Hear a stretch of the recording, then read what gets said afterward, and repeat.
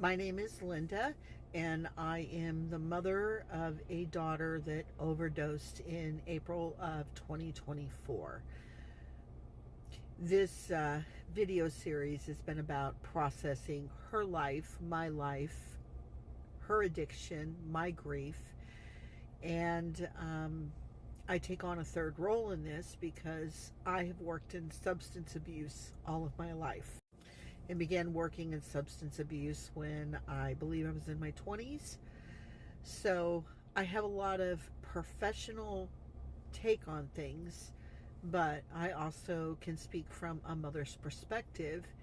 And I also got to spend about 12 to 13 years of my life watching my daughter live out all the data that's ever been talked about in every book and in every situation. So the grieving process was something that I knew because I'd read about it, learned about it in school, and sat down and talked to people about it. But living it and talking about it and reading about it are absolutely not the same. I could see it in 100 people every day, but it doesn't give me that first person experience.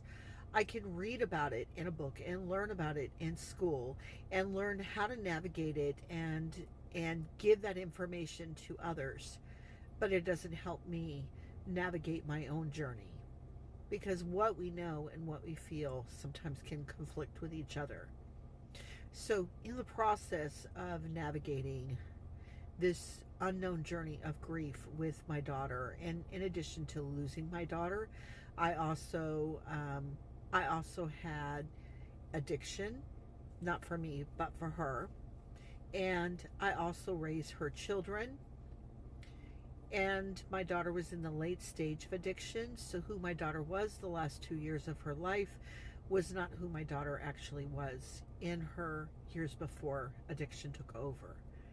And one of the key points that I've learned from grief is that grief is a process that constantly wants to pull you backwards. It wants to tell you about everything you should have changed, everything you could have changed, everything you didn't change. It wants to give you the make-believe imaginary redo moment, that in your mind, if you would have just done this differently, if you could go back in time and do it all again, what would you do? And there's no redo.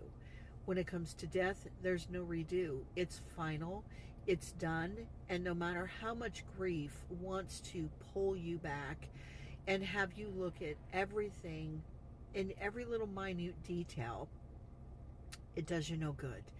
If you're pulled back, it keeps you from going forward. It isn't like an arrow where you pull it back and you shoot it forward. It isn't that way.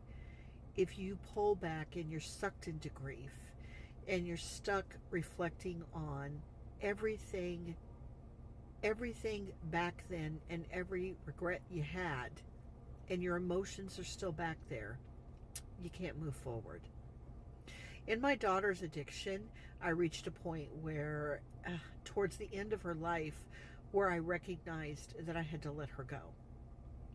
And that was probably one of the most hardest things of my life, is letting my daughter go and knowing she would potentially crash into a wall, which she did do. But it was something that I had to do, and it was a painful, difficult process. And in grief, it almost seems as though that if you're not falling back into grief and going backwards, that it's almost like they didn't exist. Like you're losing them again. If you try to go forward, it's a sad process because you feel like you're leaving them behind and that's all you have left. And I have struggled so frequently, like going back in my mind about all the things that I should have did and all my regrets and all the things that I could have done better as a parent gives me the illusion that I'm still in that moment, and I'm not. That moment passed like 8 months ago, and I think that there's a part of me that still lives in this denial, or wants to be in this denial, that I can go into this fantasy or this make-believe world where I still have choices. I could still do things like say goodbye. I could still hug her. I could still do things to prevent her from dying that day.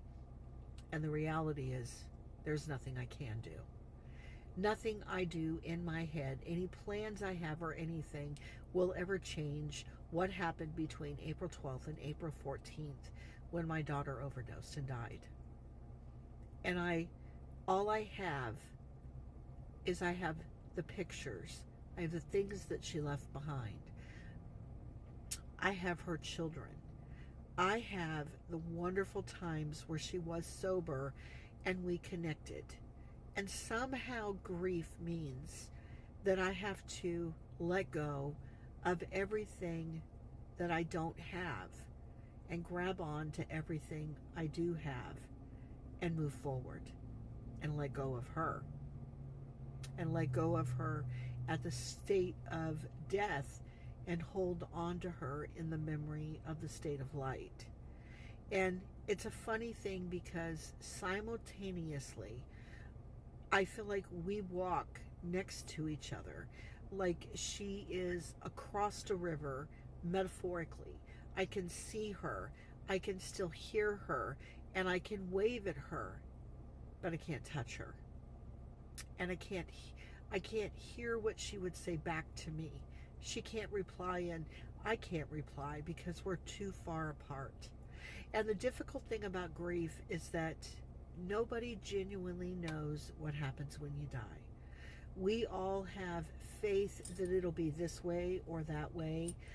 Some of us believe it'll be this or that. But at the end of the day, we don't know. And there's so many things to speculate.